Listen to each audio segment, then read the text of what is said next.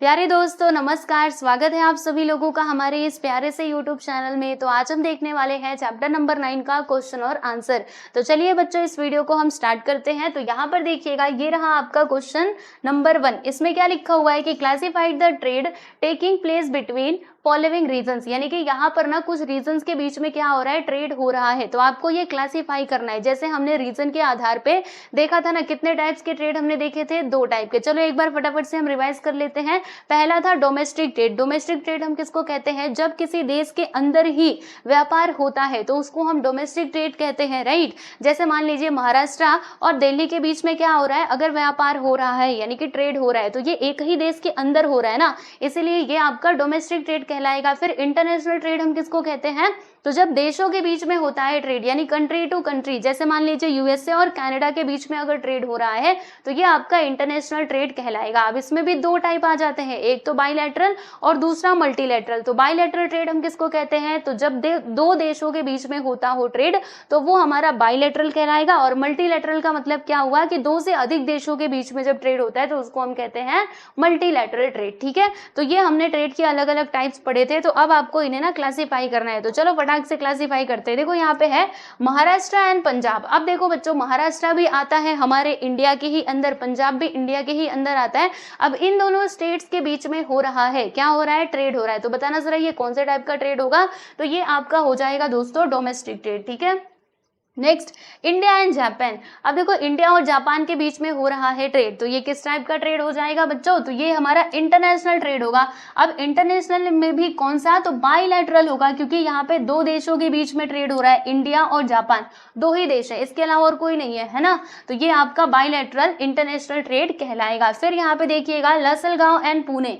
अब देखो अगर मैं लासलगांव की बात करूं और पुणे की बात करूं तो ये दोनों ही जगह कहाँ पर आते हैं, इंडिया के अंदर ही आते हैं। यानी कि ये क्या हो रहा है, एक देश की बाउंड्री के अंदर ही ट्रेड हो रहा है, इसीलिए हम इसको कहेंगे दोस्तों डोमेस्टिक ट्रेड, ठीक है। फिर उसके बाद यहाँ पे आगे देखिएगा चाइना एंड कनाडा।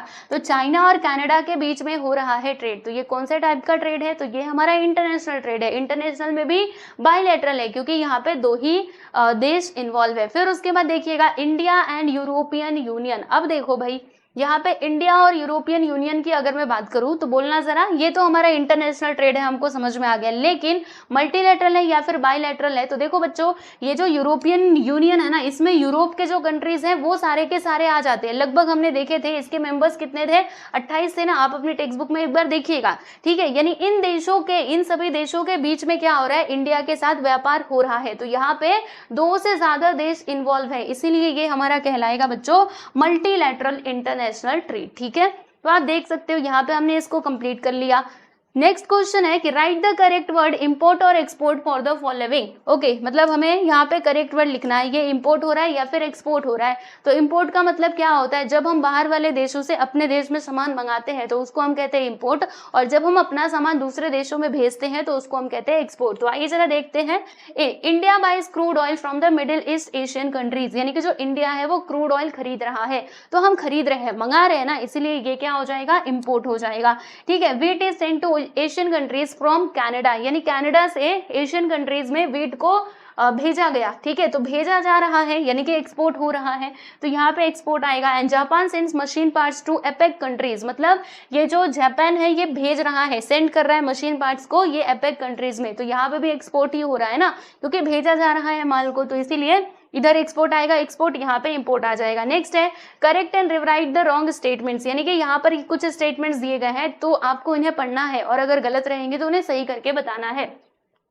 देखिए, India is a self sufficient country, क्या ये बात सही है, हम सेल्फ सफिशिएंट हैं, नहीं भाई। हम बाहर वाले देशों से बहुत सारा सामान मंगाते हैं, जैसे कि जो तेल है वो हम मंगाते हैं अरब के कंट्रीज से, क्योंकि हमारे यहाँ पे वो सफिशिएंट नहीं होता है, जितना हमारे यहाँ पे यूज है उतना नहीं होता है, इसीलिए हमें क्या करना पड़ता है, दूसरे कंट्रीज से मंगाना पड़ता है। तो India is not a self sufficient country, तो इसीलिए ये स्टेटमेंट रॉन्ग हो जाएगा। करेक्ट स्टेटमेंट क्या होगा कि India is not a self sufficient country. Next है यहाँ पे कि the place where there is excess production does not have demand for those products. यहाँ पर बोला गया है कि जहां पर देखिएगा the place where there is excess production does not have demand for those products, मतलब जहां पे बहुत ज्यादा प्रोडक्शन होता है वहां पे उस प्रोडक्ट का डिमांड नहीं होता है। क्या ये बात सही है? तो ये बात यहाँ पे बच्चों क्या बोला गया है कि does not have demand for those products, मतलब उन प्रोडक्ट्स का डिमांड नहीं होता, तो ये बात गलत है। मान लीजिए आपके यहाँ पे बहुत सारा गेहूं हो रहा है, तो बाहर वाले जो देश है उसकी डिमांड तो करेंगे ही ना, राइट? तो आप क्या करोगे? वहां पे एक्सपोर्ट करोगे, इसीलिए आपका ये स्टेटमेंट रॉन्ग हो जाएगा। तो फिर करेक्ट स्टेटमेंट क्या होगा कि when a country produces more goods and services, अगर कोई कंट्री ज्यादा गुड्स एंड सर्विसेज को प्रोड्यूस कर रही है तो फिर उसको क्या करते हैं? वो अदर कंट्रीज में भेजते हैं, ठीक है। फिर नेक्स्ट है कि international trade processes are easier than local trade, मतलब जो इंटरनेशनल ट्रेड है ना वो इजी प्रोसेस होता है as compare to the local trade. Local trade मतलब वही डोमेस्टिक ट्रेड। क्या ये बात सही है बच्चों? गलत है। लोकल ट्रेड इजी होता है as compare to this, okay. ये थोड़ा सा कॉम्प्लेक्स होता है, इसका कारण मैंने आपको बताया था, क्योंकि अगर एक देश की बाउंड्री में ट्रेड हो रहा है तो सब कुछ सेम रहेगा, पॉलिसीज जो गवर्नमेंट की है, इनकम, अगर मैं टैक्स की बात करूँ वो सिस्टम, ठीक है। तो इसीलिए ये ईजी होता है एज कंपेयर टू दिस, तो इसीलिए ये स्टेटमेंट रॉन्ग हो जाएगा। सही स्टेटमेंट क्या होगा कि international trade processes are relatively difficult than local trade, ठीक है। नेक्स्ट है कि SAARC works towards economic development and enhancing the social and cultural harmony of the South East Asian countries. क्या ये बात सही है? यस एवरीवन, ये बात सही है। तो यहाँ पे आप बस करेक्ट लिख दोगे, आपका काम खत्म, ठीक है। नेक्स्ट है identify and right the type of trade, मतलब आपको यहाँ पे आइडेंटिफाई करना है और बताना है कि ये कौन से टाइप का ट्रेड है। तो हमने अलग अलग टाइप्स के ट्रेड देखे थे, हमने क्वांटिटी के बेसिस पे दो टाइप के ट्रेड देखे थे, एक था रिटेल ट्रेड, दूसरा था होलसेल ट्रेड। होलसेल ट्रेड का मतलब क्या होता है? जब बल्क में कोई सामान खरीदा जाता है तो वो आपका होलसेल ट्रेड कहलाता है। और रिटेल ट्रेड मतलब क्या? जैसे हम दुकानदार के पास जाते हैं, एक दो पेन कॉपी ये सब खरीद करके लाते हैं, तो वो रिटेल ट्रेड कहलाता है, यानी कि इसमें जो क्वांटिटी है वो कम होती है। तो आइए जरा फटाक से इसका आंसर हम देख लेते हैं। पहला है कि Srishti brought sugar from the grocery shop, यानी कि ग्रोसरी शॉप से सृष्टि ने क्या किया भाई? इसने खरीदा है चीनी। तो क्या है ये? बताओ, रिटेल ट्रेड है या फिर हमारा होलसेल ट्रेड है? तो बच्चों वो बस 1 किलो चीनी खरीद रही है ना, 1 किलो खरीदा, क्या मतलब कुछ भी शुगर खरीदा, वो ग्रोसरी शॉप से खरीद रही है, तो ये हमारा रिटेल ट्रेड कहलाएगा क्योंकि इसमें क्वांटिटी कम है। नेक्स्ट है कि the traders from Surat bought cotton from the farmers of Maharashtra. तो जो सूरत के ये ट्रेडर्स थे उन लोगों ने क्या किया? जो महाराष्ट्र के किसान थे उनसे ना कॉटन खरीदा। तो जब ये ट्रेडर्स हैं, व्यापारी हैं, ओके, मतलब इनका कपड़ा का मिल होगा, कपड़े वगैरह बनाते होंगे, राइट? या फिर ये बहुत सारा सामान ले जा करके दूसरे बहुत सारा कॉटन खरीद करके ले जा करके फैक्ट्रीज में सप्लाई करते होंगे, तो ये ट्रेडर है ना। तो इसीलिए ये किस टाइप का ट्रेड कहलाएगा? हमारा होलसेल ट्रेड कहलाएगा, क्योंकि अगर वो किसानों से कॉटन खरीद रहे हैं भाई तो वो ना ज्यादा मात्रा में ही खरीदेंगे। नेक्स्ट है कि Sameer has exported pomegranates from his farms to Australia. अब देखो भाई, समीर अगर एक्सपोर्ट कर रहा है पोमीग्रेनेट्स को, ओके, तो फिर वो एक दो तो एक्सपोर्ट करेगा नहीं, वो भी ऑस्ट्रेलिया में भेज रहा है तो ज्यादा मात्रा में ही भेजेगा, इसीलिए ये हमारा कैसा ट्रेड कहलाएगा बच्चों? ये हमारा इंटरनेशनल ट्रेड कहलाएगा। मतलब ये होलसेल भी ट्रेड होगा, बट अगर देखा जाए तो ये कंट्रीज के बीच में हो रहा है ना, तो इसीलिए क्या कहलाएगा? हमारा इंटरनेशनल ट्रेड कहलाएगा। फिर उसके बाद नेक्स्ट है, देखिएगा कि Sada Bhau bought 10 sacks of wheat and 5 sacks of rice from market yard for selling in his own shop. अब देखो भाई, इन्होंने क्या किया? इन्होंने ना 10 बोरी गेहूं और 5 बोरी क्या खरीदे? चावल खरीदे। कहाँ से? मार्केट से खरीदा, है ना। किस लिए? कि अपने शॉप में बेचने के लिए, यानी इनकी दुकान है, दुकान में बेचने के लिए इन्होंने क्या किया? 10 बोरे गेहूं खरीद लिया और 5 बोरे चावल खरीद लिया। तो ये कैसा ट्रेड कहलाएगा बच्चों? ये होलसेल ट्रेड कहलाएगा, क्योंकि ये बल्क में खरीद रहे हैं। नेक्स्ट है write answer in short. Next देखिए, create a flow chart showing the types of trade, यानी टाइप्स ऑफ ट्रेड को शो करने वाला फ्लोइंग चार्ट आप लोगों को, मतलब फ्लो चार्ट जो है वो यहाँ पर आप लोगों को दिखाना है। तो देखिए बच्चों, ये है हमारा फ्लो चार्ट जो आपके टेक्स्ट बुक में दिया गया था, वही types of trade on the basis of quantity of goods on the basis of extent of region. तो क्वांटिटी ऑफ गुड्स के बेसिस पर दो टाइप्स हो जाते हैं, होलसेल एंड रिटेल। एंड अगर मैं इसकी बात करूँ तो डोमेस्टिक और इंटरनेशनल ट्रेड होते हैं। तो बस आप ये बना दीजिएगा, आपका काम खत्म हो जाएगा। ठीक, नेक्स्ट क्वेश्चन है explain the difference in types of balances of trade, मतलब जो वो बैलेंस ऑफ ट्रेड हमने पढ़ा था ना, जरा उनके बारे में एक्सप्लेन कर दो। तो हमने 3 टाइप्स के बैलेंस ऑफ ट्रेड पढ़े थे। पहले समझते हैं कि बैलेंस ऑफ ट्रेड क्या होता है।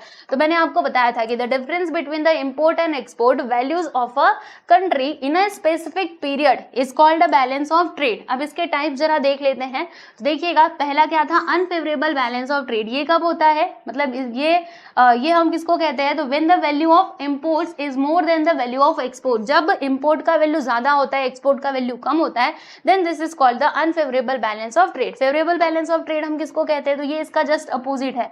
जब value of export is more than the value of import, then this is called a favourable balance of trade. And balanced balance of trade हम कब कहते हैं, जब दोनों इक्वल होते हैं, when the value of export and imports is almost the same. ठीक है, ऑलमोस्ट जब सेम होते हैं तब इनको हम कहते हैं बैलेंस्ड बैलेंस ऑफ ट्रेड। ठीक है, तो आप देख लो, ये है इसका आंसर, यहां से लेकर के पूरा यहां तक।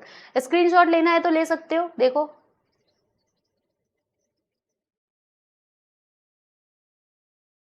State the objective of WTO यानी कि वर्ल्ड ट्रेड ऑर्गेनाइजेशन, इनका मेन ऑब्जेक्टिव क्या होता है ये आप लोगों को बताना है। तो पहला, to provide platform for negotiation in international trade, मतलब एक प्लेटफॉर्म प्रोवाइड करना उनके निगोशिएशन के लिए। एंड दूसरा, to handle the differences related to trade, यानी ट्रेड को लेकर के जो भी डिफरेंसेस हो रहे हैं, जो भी प्रॉब्लम्स आ रही है, उसको हैंडल करने का काम इनका होता है। एंड तीसरी बात है कि monitor the trade policies of member state. ठीक है, जो भी ट्रेड पॉलिसीज हैं उनको मॉनिटर करना, मतलब उसकी देखभाल करना। And providing technological assistance and training to developing countries, मतलब जो डेवलपिंग कंट्रीज हैं उनको ट्रेनिंग वगैरह प्रोवाइड करना। तो ये होता है हमारा वर्ल्ड ट्रेड ऑर्गेनाइजेशन का काम। ठीक है, नेक्स्ट है कि what is the difference between the opaque and APEC in terms of their functions, यानी कि अगर फंक्शंस के आधार पे आप देखोगे तो ओपेक कंट्रीज और एपेक कंट्रीज दोनों में क्या डिफरेंस है। तो आइए जरा फटाक से हम समझ लेते हैं। क्या करेंगे, दोनों का जो फंक्शन है ना वो उठा करके लिख देंगे। तो पहला हम किसकी बात करेंगे, ओपेक की बात करेंगे, जिसका फुल फॉर्म होता है organisation of petroleum exporting countries. तो इनके क्या क्या फंक्शंस हैं, तो पहला, controlling the international trade of crude oil, यानी जो क्रूड ऑयल का इंटरनेशनल ट्रेड हो रहा है उसको कंट्रोल करना। And controlling the rates of crude oil production among members states, मतलब जो रेट है उसको कंट्रोल करना। And third, maintaining concessions in oil export. ठीक है, तो ये होता है इनका काम। फिर उसके बाद यहाँ पे देखिएगा, अगला हम एपेक की बात कर लेते हैं, जिसका फुल फॉर्म है, आगे बताती हूँ मैं आपको, रुकिए एक मिनट। हाँ, ये देखिए, इसका फुल फॉर्म क्या है कि एशिया पैसिफिक इकोनॉमिक कोऑपरेशन। तो इनके काम क्या क्या है, free trade and economic cooperation in Asia Pacific ocean. उसके बाद दूसरा, promoting regional and technical cooperation among members, मतलब जो भी इनके मेंबर्स हैं, राइट, तो उनको क्या प्रोवाइड करना, असिस्टेंट प्रोवाइड करना। ठीक है, इनको क्या देना, promoting regional and technical cooperation among members, मतलब वही है कि एक दूसरे का साथ देना। ठीक है, तो ये हो गया इसका मतलब। अब देखिएगा यहाँ पर मैं आपको बताऊं तो ये है इसका पूरा आंसर। तो आपको क्या करना है, दोनों का जो फंक्शन है ना उसे लिख दोगे, बस आपका ये आंसर कंप्लीट हो जाएगा। नेक्स्ट क्वेश्चन है कि write the functions of the important trade organisations in Asia. ठीक है, एशिया में जो भी इंपॉर्टेंट ट्रेड ऑर्गेनाइजेशंस हैं उनके फंक्शंस यानी उनके कार्य आपको यहाँ पर लिखने हैं। तो चलो बच्चों, हम स्टार्ट करते हैं, देखते हैं क्या क्या दिया गया है। तो आइए पहला देखेंगे, हम बात करेंगे यहाँ पे सार्क के देशों की। ठीक है, तो इसका फुल फॉर्म क्या होता है, south Asian association for regional cooperation. तो इनके मतलब इनका वर्क क्या है, फंक्शन क्या है।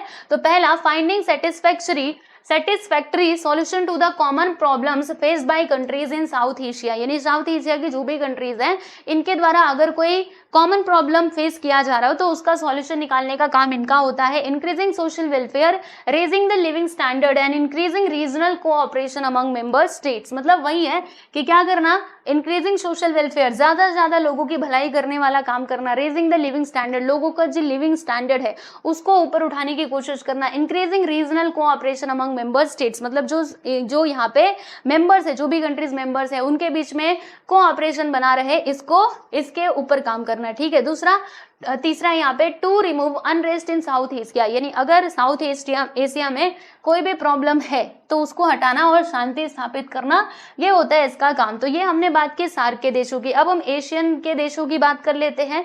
ओके, इसका फुल फॉर्म है association of south East Asian Nations. तो आइए जरा इसके हम फंक्शन देखेंगे फटाक से।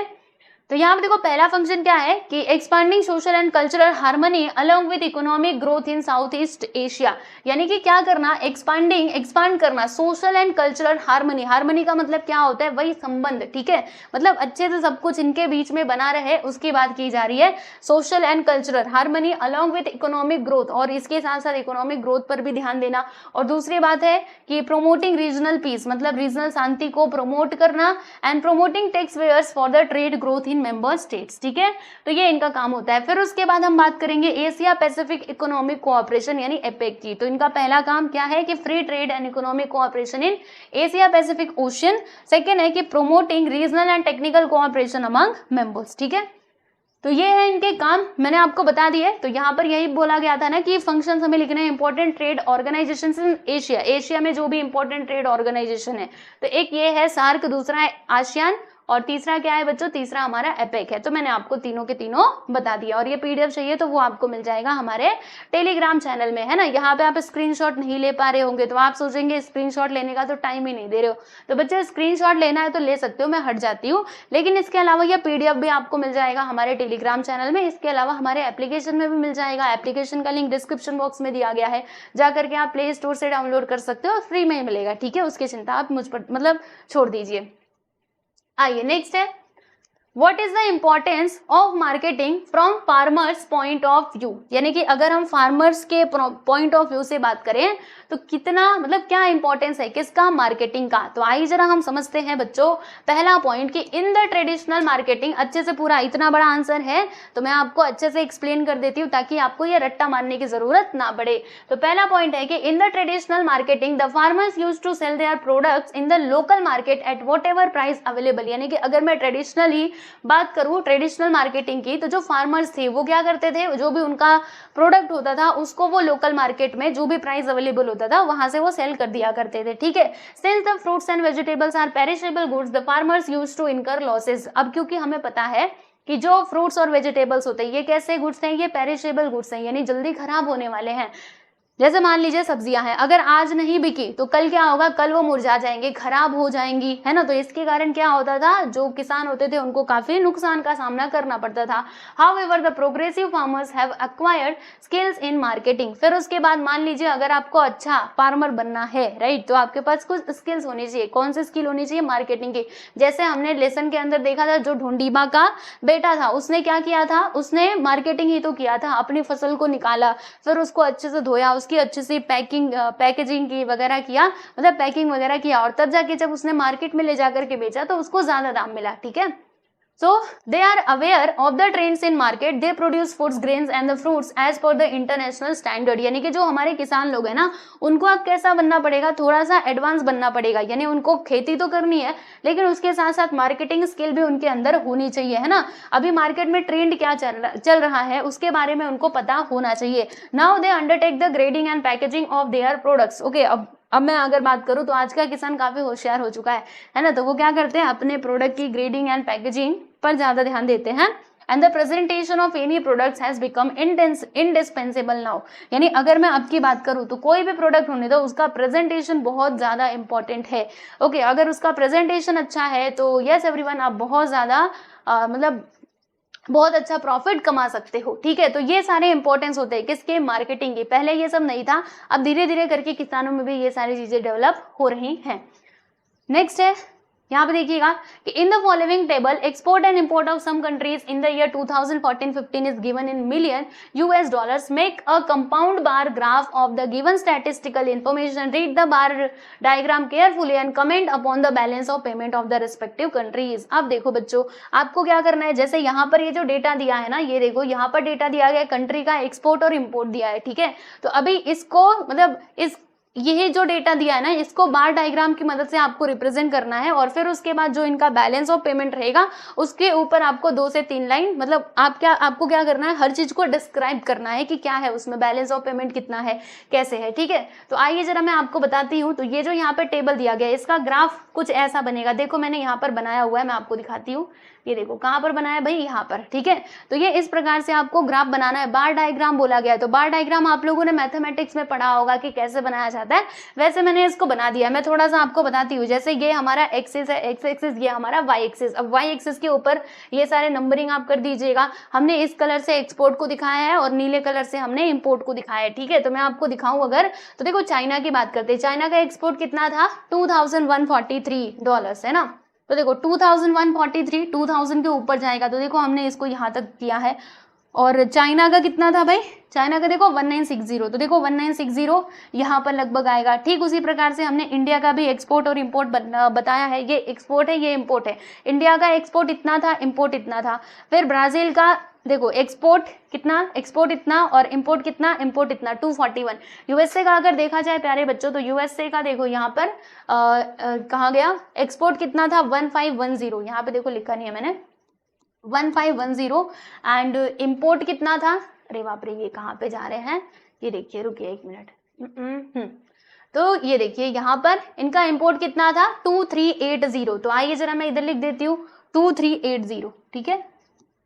तो ये यूएसए की बात की जा रही है। तो हमने सभी का चाइना, इंडिया, ब्राजील, यूएसए, इनका जो एक्सपोर्ट और इंपोर्ट है वो मैंने आपको यहाँ पे पूरा बार डायग्राम की मदद से दिखा दिया है, राइट। तो बार डायग्राम देख करके अब आपको जो भी स्टेटमेंट में लिखना है वो आप लिख सकते हो। तो स्टेटमेंट में आपको क्या लिखना है मैं आपको बताती हूँ। जैसे हम पहले की बात करेंगे यहाँ पे चाइना की, तो चाइना में आप क्या देख सकते हो, इनका एक्सपोर्ट ज्यादा है प्यारे बच्चों और इम्पोर्ट क्या है, कम। अच्छा मुझे एक बात बताओ, जब एक्सपोर्ट ज्यादा होता है और इम्पोर्ट कम होता है तो वो फेवरेबल बैलेंस ऑफ ट्रेड होता है या फिर अनफेवरेबल होता है प्यारे बच्चों? सोचिए सोचिए, अच्छे सोचिए। एक्सपोर्ट ज्यादा है, इंपोर्ट कम है, यानी कि ये तो फेवरेबल कंडीशन हो जाएगी। तो देखिए हमने इसके ऊपर लिखा है, क्या लिखा है, पहला पॉइंट कि China has favourable balance of trade. क्यों इसका बैलेंस ऑफ ट्रेड फेवरेबल है, बिकॉज एक्सपोर्ट ज्यादा है एंड इंपोर्ट क्या है, कम है, ठीक है। अब अगर मैं इंडिया की बात करूं, इंडिया और ब्राजील की, तो देखिएगा इंडिया में एक्सपोर्ट कम है, इंपोर्ट ज्यादा है, और ब्राजील में भी एक्सपोर्ट कम है, इंपोर्ट ज्यादा है। यानी कि ये दोनों जो कंट्रीज है ना, इनका बैलेंस ऑफ ट्रेड क्या है बच्चों, अनफेवरेबल है ना, क्योंकि इंपोर्ट ज्यादा है, एक्सपोर्ट कम है। तो इसमें आप क्या लिखोगे कि इंडिया एंड ब्राजील, यहाँ पे कॉमा लगा लेना, लाओ मैं लगा देती हूँ इसका कॉमा, ठीक है, यहाँ पे लीजिए। तो India and Brazil and the USA have unfavourable balance of trade, और यूएसए में भी देखिएगा अनफेवरेबल बैलेंस ऑफ ट्रेड है, क्योंकि देखो ना इंपोर्ट ज्यादा है, एक्सपोर्ट क्या है, कम है। तो ये जो तीनों कंट्रीज है यहाँ पर बैलेंस ऑफ ट्रेड कैसा है बच्चों, अनफेवरेबल है। और कुछ इनके बारे में हम लिख देते हैं कि the volume of international trade of China and the USA is maximum. यानी कि अगर हम इंटरनेशनल ट्रेड की बात करें तो चाइना और यूएसए में क्या है, सबसे ज्यादा है इंटरनेशनली। देख रहे हो एक्सपोर्ट और इंपोर्ट यहीं पे सबसे ज्यादा हो रहे हैं as compare to India and Brazil, ठीक है। And international trade of India and Brazil is insignificant, मतलब वो बहुत ही कम है। इनसिग्निफिकेंट का मतलब क्या होता है, बहुत कम हो जाना। Okay, international trade is dominated by China and the USA, मतलब चाइना एंड यूएसए में ही ज्यादा करके इंटरनेशनल ट्रेड हो रहा है, जैसे कि आप इस डायग्राम में भी देख सकते हो, ठीक है दोस्तों। तो चलो अभी एक काम करो, ये जो डायग्राम यहाँ पर है आपको अपनी नोटबुक में बनाना पड़ेगा ना, तो आप इसका स्क्रीनशॉट ले लो, चलो, क्योंकि ये आपको पीडीएफ में नहीं मिलेगा, मैं पहले ही बता देती हूँ, ठीक है। पीडीएफ में क्या क्या मिलेगा, तो ये जो आप देख रहे हैं ना पूरा ये सब कुछ पीडीएफ में मिल जाएगा, लेकिन वो जो ग्राफ था ना और वो जो टेबल था, टेबल तो खैर आप अपनी टेक्स्ट बुक से देख लोगे, लेकिन ये ग्राफ नहीं मिलेगा, इसलिए इसका स्क्रीनशॉट ले लो, स्पेशली मैं बोल रही हूँ, ले लीजिए, ठीक है। चलिए ले लिया, बहुत अच्छी बात है। तो देखो बच्चों आपको बता दूं कि यहाँ पर ये चैप्टर नंबर 9 का क्वेश्चन आंसर होता है समाप्त। मेरे ख्याल से आपको क्वेश्चन आंसर बहुत अच्छे समझ में आए होंगे। फिर भी अगर आपको कुछ भी डाउट है तो कमेंट सेक्शन में पूछ सकते हो। और इसके अलावा आप लोगों को बता दूं कि आपका क्लास 9 का ज्योग्राफी के सारे चैप्टर्स मैंने कंप्लीट करवा दिए हैं, तो प्लेलिस्ट में जाकर के आप सारे वीडियोस को देख सकते हो। इसके अलावा जो मैथमेटिक्स के वीडियोस हैं वो भी मैंने अपलोड कर दिए हैं हमारे channel practice set by SK class से, तो वहां से जाकर के आप क्या कर सकते हो, मतलब practice set by SK class पर मैंने सारे वीडियोस अपलोड कर दिए हैं मैथमेटिक्स के, तो आप वहां से जाकर के मैथमेटिक्स की पढ़ाई कर सकते हो, ठीक है बच्चों। तो चलिए मिलते हैं नेक्स्ट वीडियो में, सभी को नमस्ते।